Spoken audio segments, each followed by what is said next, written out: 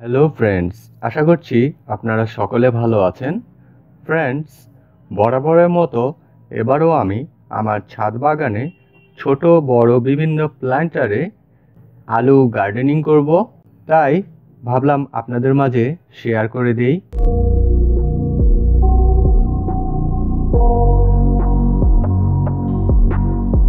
Friends, দেখুন আমার এখানে বেশ কয়েকটি আলু রয়েছে এবং এগুলো আমি জার্মিনেট করেছি। আমি মূলত এ সকল আলু মার্কেট থেকে সংগ্রহ করে একটি ভিজে টাওয়াল দিয়ে 7 থেকে 10 দিনের জন্য একটি অন্ধকারাচ্ছন্ন পরিবেশে রেখে দিয়েছিলাম। 7 থেকে 10 দিন পরে দেখুন আলু অঙ্কুরোদ্গম হয়েছে বা জার্মিনেশন হয়েছে।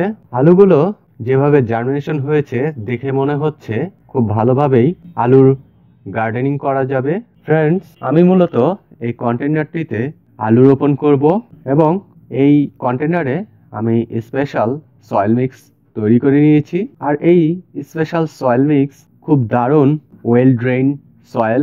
ফ্রেন্ডস, আলু যেহেতু অতিরিক্ত ময়েশ্চার পছন্দ করে না, তাই সেই কারণে ওয়েল ড্রেন সয়েল মিক্স তৈরি করে নিয়েছি। আর এই ওয়েল ড্রেন সয়েল মিক্স তৈরি করার জন্য normal garden soil, vermicompost, kitchen waste compost, compost cow dung manure fertiliser, sand এবং কোকোপিট একত্রে মিশ্রণ করে নিয়ে তৈরি করেছি। আর এতে আমি মূলত normal garden soil 60%, 20% cocopeat, 5% sand এবং বাকি amount vermicompost, kitchen waste compost এবং কম্পোস্ট কাউডাং ম্যানুর ফার্টিলাইজার একত্রে মিশ্রণ করে নিয়েছি, যার কারণে আমার সয়েল মিক্সটি বেশ দারুণ ওয়েল ড্রেন সয়েল হয়ে গিয়েছে এবং আশা করছি বেশ ভালো নিউট্রিশন পাবে আমার আলু গাছগুলো। ফ্রেন্ডস, আলুগুলো যাতে ঠিকঠাকভাবে প্লেসমেন্ট করা যায় সেই কারণে ইনস্ট্রুমেন্টের সাহায্যে সামান্য কিছুটা সয়েল মিক্স সরিয়ে নিচ্ছি। আমরা কখনোই আলু প্রেস করে মাটিতে প্রবেশ করাবো না, এতে করে অঙ্কুরোদ্গম বা জার্মিনেশন হওয়া আলুগুলো ড্যামেজ হয়ে যেতে পারে।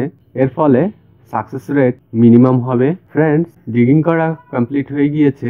এবারে আমি গতবার আলুগুলো স্লাইস করে রোপণ করেছি, এবারে আমি ফুল আলুগুলো রোপণ করছি, কারণ আমার প্ল্যান্টারের অভাব এবং যেহেতু আমার কাছে সামান্য কিছুটা আলু রয়েছে আর স্লাইস করা আলুতে সাধারণত সময় ক্ষেত্রে ফাঙ্গাল অ্যাটাক হয়, যার কারণে আলুগুলো কিছুটা হলেও ড্যামেজ হওয়ার সম্ভাবনা থাকে। আপনারা চাইলে ফুল অথবা স্লাইস করা আলু রোপণ করতে পারেন। আলুগুলোর উপরের অংশ অর্থাৎ যে অংশে গাছ বের হবে সে অংশ উপরে রেখে প্লেস করে দিচ্ছি মাটিতে। আলুগুলো প্লেস হয়ে গিয়েছে, এবারে সয়েল মিক্স দিয়ে ভালোভাবে ঢেকে দিচ্ছি। ফ্রেন্ডস, আলু রোপণের আগে থেকে আমি নর্মাল ওয়াটার স্প্রিঙ্কেল মেথডে ময়েশ্চার করে নিয়েছি, যার কারণে এখন আমার ওয়াটারিং করতে হবে না। ফ্রেন্ডস, চলুন আমরা নেক্সট আপডেট দেখে নেই। 3 সপ্তাহ পরে আবার আপনাদের মাঝে ফিরে আসলাম।